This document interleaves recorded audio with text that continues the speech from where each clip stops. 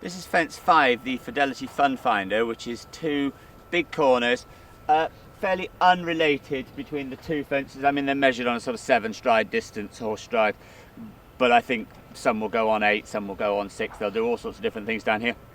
Just 2 straightforward, fairly big questions. What do you think, Francis? I like the way that you say it's too straightforward, fairly big question.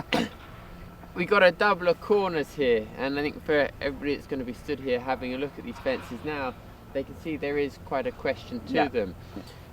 I like the way that you've positioned them slightly down on the hill, but high enough that you have a choice as a rider to come around the bend to go back up the hill before turning down. Or in this case, where the ground drops away, it's going to, I think, encourage some riders to cut in a bit tight to this first corner.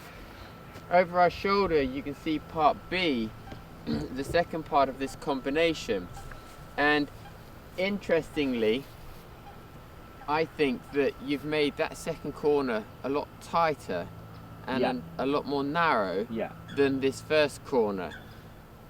It would have been interesting to see what this would have been like if it had been much closer together as a combination. I wonder if it'll be a little forgiving now before we then gallop down through the water. Yeah, I think it will be, but I think it's a balance, of course, always. And to me, I didn't want to load the front end too heavily. So although it's an A and B question, intrinsically to me it was 2 separate questions. Coming down to the water for the first time has a little bit of an influence. Again, we're still settling horses in fence 5. I've made that mistake before of having a very early combination that's been very strong, and actually finish up with almost too many horses walking home from there. I want them to gain experience and gain confidence before they really get into the guts of the course later on. So I think this is strong enough without being absolutely in your face. The second one is slightly narrower and slightly stronger than the first one. There's a slow alternative to the second one. So if you lose your reins here or you're on a young horse, then you can go round. Time is always of the essence here. So yes, you can come round here and you can come up the top and take a nice line, and on a younger horse you can take your time to get to it and make a proper job of it. But actually every second you waste here counts. Blenheim traditionally has 6 or 7 inside the time, which is quite a low, you've got to keep shifting if you're going to get the time here. And actually every 4 or 5 seconds you waste here and 4 or 5 seconds somewhere else that makes it a safe jump costs you at the end of the day on those time penalties. I think that was it. I think it was last year.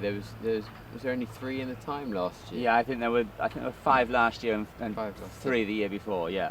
So it is going to be tight. We don't want to waste too much time here. So it's always that mental thing. I mean, I think this is a very different question for the person who's out on their first horse and they can take their time and get straight, and for the person that's actually clocking and trying to come round here, and the time is measured quite tight here.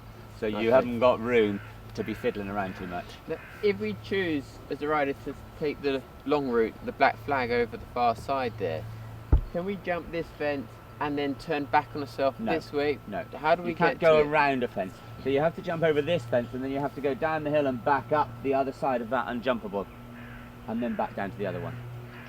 It's plenty of time. Not difficult to do, but takes a long time to do it. In other words, we don't really want to be jumping that black flag route. Not if you're going to be in contention. No.